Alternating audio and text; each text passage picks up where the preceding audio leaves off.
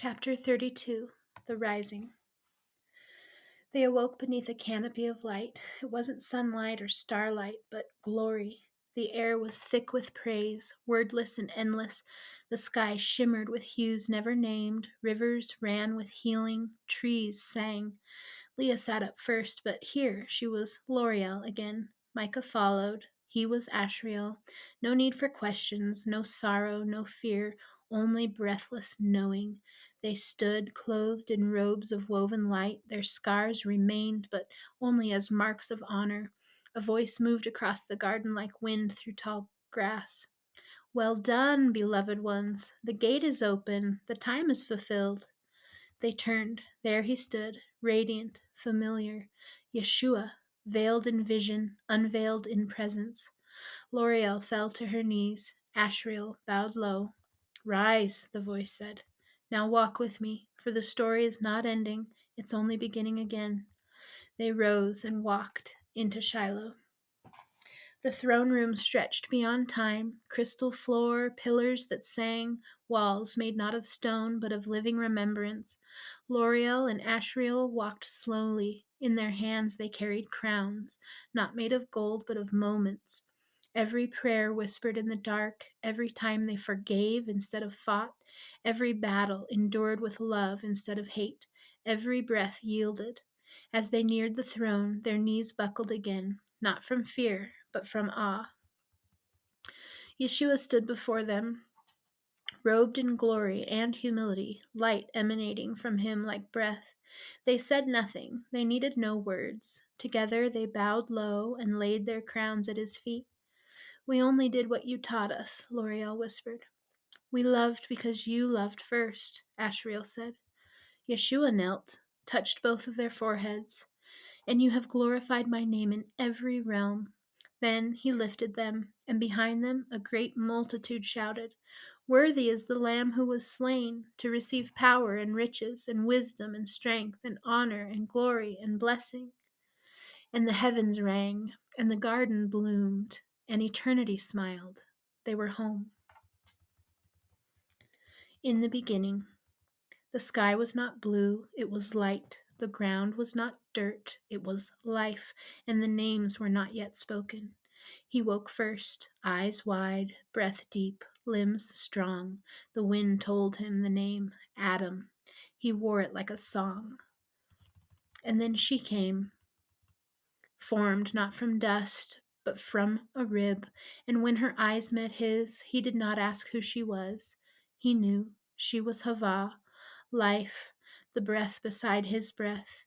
In the garden there were no secrets. Every leaf shimmered with glory, every river laughed, and the Most High walked with them in the cool of the day. They built no walls, they knew no shame. Ashriel and L'Oreal were not yet called such, but they lived already in the ache of purpose. Even in perfection they longed for the one who gave it. Do you think we'll always stay here? She asked, one evening reclining beneath the tree of life. I think he has plans we don't see yet, Adam said. Would we follow him even if we had to leave? He turned to her, eyes filled with innocence and something deeper. I would follow him anywhere, if you walk beside me. She smiled, and the serpent watched from the distance, quiet and waiting. They would fall, but not forever. And even then, their love would still echo. Even then, Shiloh would wait.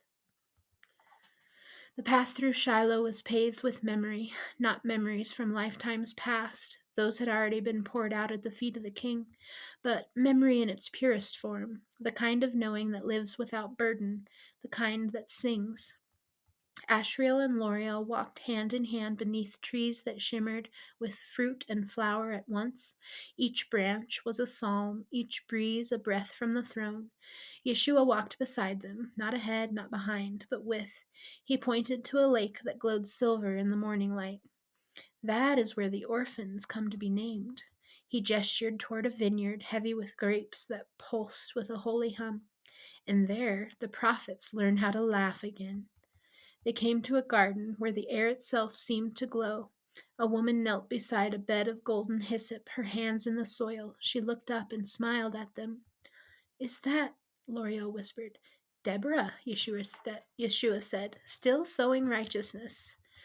They passed a crystal stream, and beyond it a great hall with no walls, just pillars of light. Music drifted from within.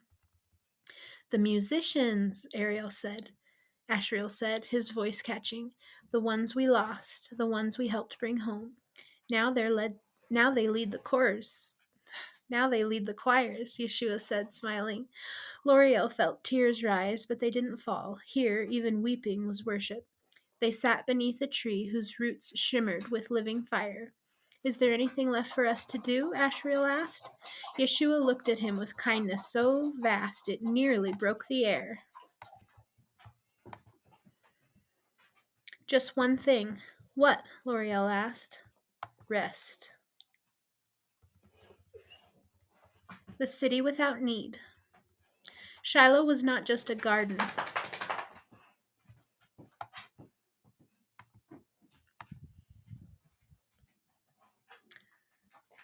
Shiloh was not just a garden, it was a city, built not with hands, but with glory.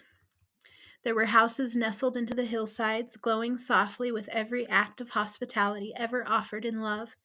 There were bridges made from songs, arching over rivers of peace.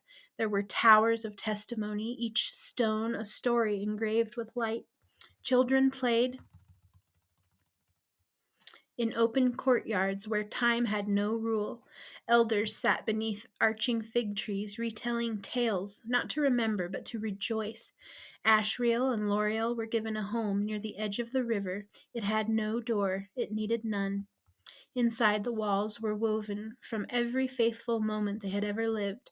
Their staff leaned beside the entrance. Her knotted cord hung near the window. They woke each morning not from sleep, but from glory's embrace. Sometimes they danced in the gardens, sometimes they sat in silence. Always Yeshua was near. And when the bells of Shiloh rang, those great living tones that echoed across eternity, it was not a summons, it was a song. You have come home. You are known. You are loved. You are finished and yet forever beginning. And so they stayed in Shiloh forever.